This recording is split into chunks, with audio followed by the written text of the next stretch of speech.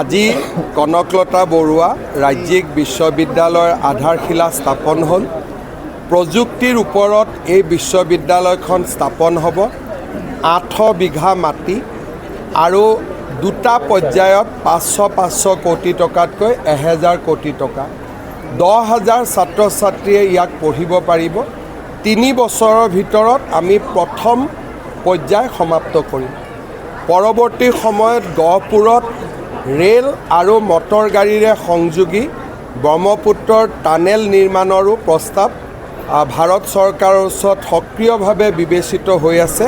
মই বিশ্বাস কৰোঁ যে খুব সোনকালে তাৰো এটা সুন্দৰ ফলাফল আমি পাম।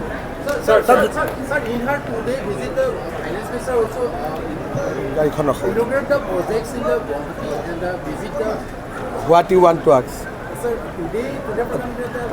I mean, you have seen that yesterday she visited semiconductor industry, riverfront inauguration, terminal, today Kanaklata Borua University.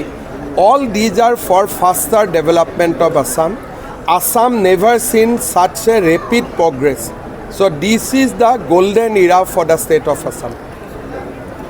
আজি কনকলতা বৰুৱা ৰাজ্যিক বিশ্ববিদ্যালয়ৰ আধাৰশিলা স্থাপন হ'ল। প্ৰযুক্তিৰ ওপৰত এই বিশ্ববিদ্যালয়খন স্থাপন হ'ব। 8 বিঘা মাটি আৰু দুটা পৰ্যায়ত 500 কোটি টকাতকৈ 1000 কোটি টকা। 10,000 ছাত্ৰ ছাত্ৰীয়ে ইয়াক পঢ়িব পাৰিব।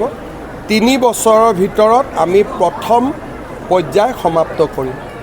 পৰৱৰ্তী সময়ত গহপুৰত ৰেল আৰু মটৰ গাড়ীৰে সংযোগী ব্ৰহ্মপুত্ৰৰ টানেল নিৰ্মাণৰো প্ৰস্তাৱ ভাৰত চৰকাৰৰ ওচৰত সক্ৰিয়ভাৱে বিবেচিত হৈ আছে। মই বিশ্বাস কৰোঁ যে খুব সোনকালে তাৰো এটা সুন্দৰ ফলাফল আমি পাম।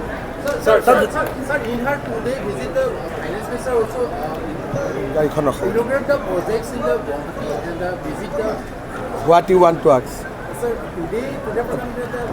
I mean, you have seen that yesterday she visited semiconductor industry, riverfront inauguration, terminal, today Kanaklata Borua University. All these are for faster development of Assam. Assam never seen such a rapid progress.